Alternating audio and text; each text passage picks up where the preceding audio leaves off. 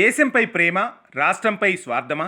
కశ్మీర్లో పహల్గాంలో ఉగ్రవాదులు ఆడిన రాక్షస క్రీడలో దాదాపుగా 30 మందికి పైగా ప్రాణాలు కోల్పోవడం నిజంగా దేశం మొత్తం బాధలో మునిగిపోయిన దుర్ఘటన అని చెప్పవచ్చు. అయితే కాపు కాసి, బెదిరించి, భయపెట్టి, మతం అడిగి మరీ ప్రాణాలు తీసిన ఆ ఉగ్రవాదాన్ని అంతం చేయడానికి దేశం మొత్తం ఏకం కావడం నిజంగా గర్వించదగ్గ విషయం. అయితే పార్టీలకు, మతాలకు అతీతంగా అందరూ ఈ మారణహోమంపై విరుచుకుపడుతూ పాకిస్తాన్ని వరల్డ్ మ్యాప్ నుంచి ఏరి పారేయాలి అన్న ఆలోచనతో ఉన్నారు. ఇప్పటికే ఆంధ్రప్రదేశ్ నుంచి కూటమి సర్కార్ దేశం కోసం నిలబడగా కరుడుగట్టిన కాంగ్రెస్ పార్టీ కూడా ఈ విషయంలో దేశం కోసం బీజేపీతో కలిసి నడుస్తామని పెద్దయినా మీరు చేయాల్సింది చేయండి, మీ వెనక మేమున్నామంటూ రేవంత్ రెడ్డి రూపంలో చెప్పడం నిజంగా సంతోషాన్ని కలిగించిన విషయం. ఎందుకంటే దేశం లోపల మతమంటూ, కులమంటూ, ప్రాంతమంటూ, భాష అంటూ, రాజకీయమంటూ, పార్టీలు అంటూ ఎన్ని అరమరికలు ఉన్నా దేశం కోసం అన్న విషయం వచ్చేసరికి భారతదేశ పౌరులంతా ఒక్కటే అన్న సంకేతం గర్వించదగ్గ పరిణామం. అది దేశానికి కూడా గర్వకారణం.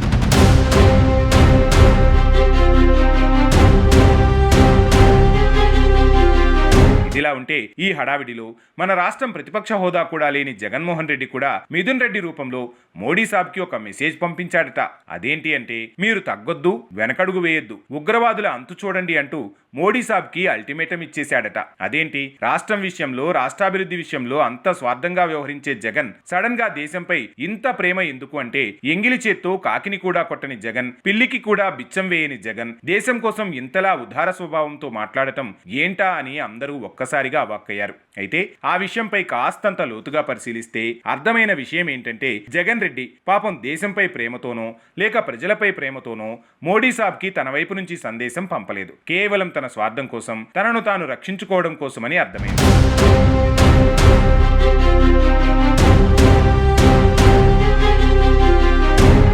అసలే ఢిల్లీ లిక్కర్ కేసులో మహామహులు జైళ్లలో మగ్గి చివరకు బెయిల్పై తిరుగుతూ ఉండగా, ఇక జగన్ రెడ్డి హయాంలో ఆంధ్రాలో జరిగిన లిక్కర్ కుంభకోణంలో ఒక్కో తలకాయ పట్టుబడుతూ ఊచలు లెక్కబెడుతున్నారు. అయితే ఈ హోమానికి నెయ్యి అందించింది మాత్రం ముమ్మాటికి వీసారెడ్డి గారే. ఆయన సడన్ గా అప్రూవర్ గా మారిపోయి ఎందుకు అలా మాట్లాడుతున్నాడో అర్థం కాని పరిస్థితి. కానీ జగన్ ని దూరమయ్యి రాష్ట్రంలో జరిగిన అక్రమాలను ఒక్కొక్కటిగా చెప్పకనే చెబుతూ రాష్ట్రానికి నిజంగా చాలా అంటే చాలా మేలు చేస్తున్నాడని చెప్పవచ్చు. తాజాగా కసిరెడ్డిని లోపల వేసిన కూటమి సర్కార్ తమదైన స్టైల్లో జగన్ రెడ్డి చుట్టూ ఉచ్చు బిగిస్తోంది. ఇక ఇందులో కీలకమైన మిథున్ రెడ్డి కోటరీ సైతం గజగజా వణుకుతూ ఎప్పుడెప్పుడు పోలీసులు తమను లోపల వేస్తారో అన్న భయంతో అజ్ఞాతంలోకి వెళ్లి వస్తూ ఉన్నారు. ఈ క్రమంలో జగన్ రెడ్డిని కాపాడగలిగేది కేవలం మోడీ అండ్ బ్యాచ్ మాత్రమే.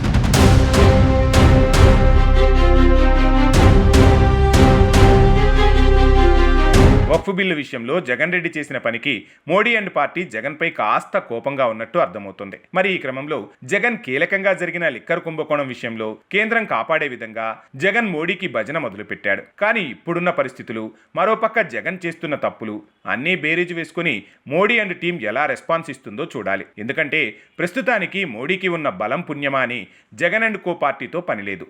అదీకాక జగన్ పార్టీ రోజురోజుకి బాగా బలహీనంగా మారిపోవడం, ఆంధ్రప్రదేశ్ రాష్ట్రంలో కనుమరుగయ్యే పరిస్థితికి రావడం అన్నీ గమనిస్తున్న మోడీ అండ్ పార్టీ జగన్ని మెల్లగా తప్పించి ఆంధ్రప్రదేశ్లో సుస్థిర స్థానాన్ని ఏర్పరచుకోవాలని భావిస్తున్న తరుణంలో జగన్ కథని లీగల్గానే ముగించాలి అని చూస్తూ ఉండడం గమనార్హం. మరి జగన్ రెడ్డి భయపడుతున్నట్టు జైలుకు పోతాడో లేక కూటమి సర్కారు దయతో అలాగే బెయిల్పై బయట బతికీడుస్తాడో చూడాలి. ఏది ఏమైనా రాజకీయ అవసరానికి అడ్డు వస్తే సొంత వారిని కూడా అడ్డు తొలగించుకునే దురాలోచన ఉన్న జగన్ దేశం కోసం, దేశ ప్రధాని వెనుక నిలబడతాడు అని అనుకోవడం మన అమాయకత్వం అని చెప్పక తప్పదు. కాబట్టి ₹5 పేటీఎం బ్యాచ్కి చెప్పొచ్చేది ఏంటంటే, సమయం చాలా విలువైనది. విలువలేని వాళ్ల కోసం దాన్ని వృధా చేసుకోవద్దు.